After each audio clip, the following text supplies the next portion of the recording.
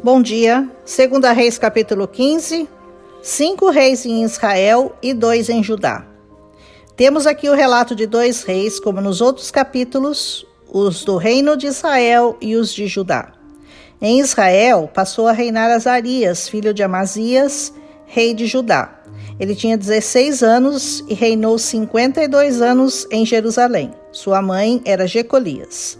Fez o que era reto aos olhos do Senhor, conforme fizera seu pai Acasias, mas não retirou os altos onde o povo sacrificava e queimava incenso. E o Senhor feriu esse rei com lepra, e ele habitava em uma casa separada, e seu filho Jotão cuidava da casa e julgava o povo no lugar de seu pai.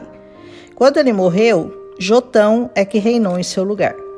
Em Judá reinou Zacarias, o filho de Jeroboão, e reinou em Samaria por apenas 6 meses.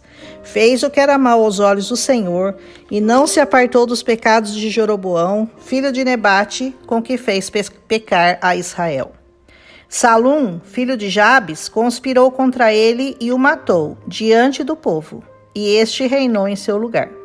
Assim, cumpriu-se a palavra do Senhor que dissera a Jeú: Teus filhos reinarão até a 4ª geração, e se assentarão sobre o trono de Israel. E assim foi. Salum começou a reinar no ano 39 de Uzias, rei de Judá, e reinou apenas 1 mês em Samaria. Porque Manaém, filho de Gade, veio a Tirza e Samaria e o feriu e o matou, reinando em seu lugar. Esse Manaém feriu a Tífisa e a todos que nela estavam, e também a Tirza, porque não haviam aberto as terras para ele. Matou até as grávidas, cortando-as ao meio. Bonzinho, né? Pois é, a maldade de alguns não tem limites, assim como a bondade de outros também não. Manaém reinou 10 anos sobre Israel em Samaria, fazendo sempre o que era mal aos olhos do Senhor, não se apartando dos pecados de Jeroboão, filho de Nebate, com que fez pecar a Israel. Então veio Pul, o rei da Assíria, contra sua terra, e Manaém lhe deu 1000 talentos de prata para que o ajudasse a firmar seu reino na sua mão. E Menahem tirou esse dinheiro de Israel, de todos os poderosos e ricos de lá, para dá-los ao rei da Assíria. De cada um ele tomou 50 siclos de prata, e assim o rei da Assíria voltou para sua terra e não ficou ali. Menahem morreu e seu filho Recaías começou a reinar em Samaria, onde reinou por 2 anos, fazendo também o que era mal aos olhos do Senhor, seguindo os pecados de Jeroboão.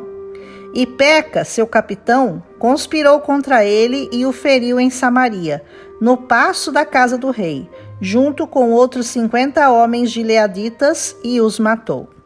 Peca reinou 20 anos em Samaria, e também fez o que era mal aos olhos do Senhor, e não se apartou dos pecados de Jeroboão.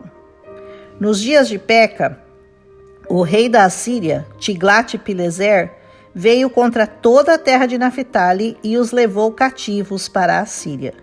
E Oséias, filho de Elá, conspirou contra Peca e o matou. No 2º ano de Peca, começou a reinar Jotão, filho de Uzias, rei de Judá, aos 25 anos.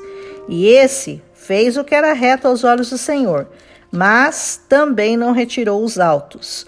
Esse foi o que edificou a porta alta da casa do Senhor.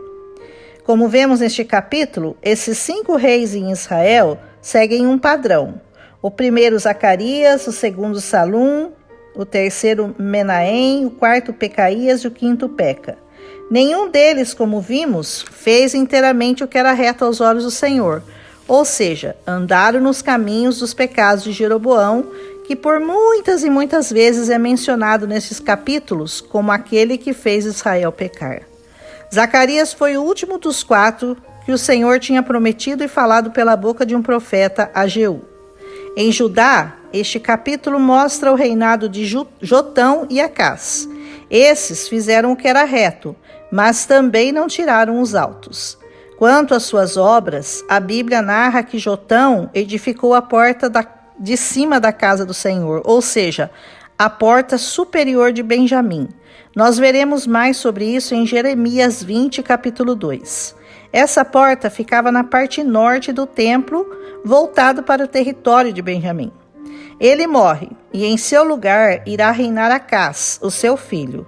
E assim termina este capítulo, cheio de reis e reinados, alguns com poucos comentários, provavelmente de forma intencional, para mostrar como o desprezo deles pela aliança com o Senhor apressou a sua queda em Samaria.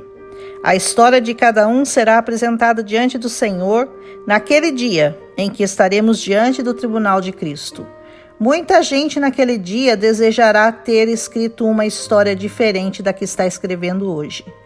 Ainda é tempo de mudarmos nossa história e sermos vistos e descritos não como aqueles que seguiram o caminho largo do mundo, mas como os que buscaram seguir pelo caminho estreito da vida, que está guardada em Cristo Jesus. Se você chegou até aqui, creio que é porque você tem buscado seguir os caminhos do Senhor e sua história receberá o galardão dos que amam e seguem a Cristo, Senhor e Salvador de nossas almas. Talvez você ainda esteja em Gênesis, sendo lá recriado pelo Senhor. Talvez você já esteja em Êxodo, sendo libertado da escravidão do Egito. Ou talvez já esteja entendendo e aprendendo que o Senhor é o sacrifício de oferta e perdão por nossos pecados, lá em Levítico. Se você estiver em Números, você já entende que está sendo numerado e organizado para trabalhar no exército do Senhor. Lá em Deuteronômio, sua fé já está começando a ser posta em ação. Se você estiver em Josué, você já entendeu que Jesus é o capitão de um exército vencedor. Se estiver em Juízes, já deve ter aprendido que ele é um justo juiz que aplica suas santas leis e julga por meio delas.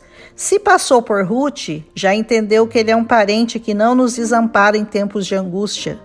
Em Samuel, você entendeu que ele é a resposta clara e que quem o segue de coração recebe a sua bênção, ainda que perseguidos. Se você já está em Reis, onde estamos, você já entendeu que ele é o Rei maior, que reinará para sempre e sempre no coração e nas vidas daqueles que o aceitam, amam e o servem. Em Crônicas, nós veremos que ele é a história que nunca morrerá, com os nomes de cada um escritos nela por toda a eternidade. Onde quer que você esteja, nunca desista de continuar trilhando este caminho e escrevendo sua história de bênção e vitória em Cristo Jesus, aquele que triunfou sobre a morte e sobre o inferno, e que escreveu nossos nomes no livro da vida. Amém? Amanhã tem mais. Um abraço.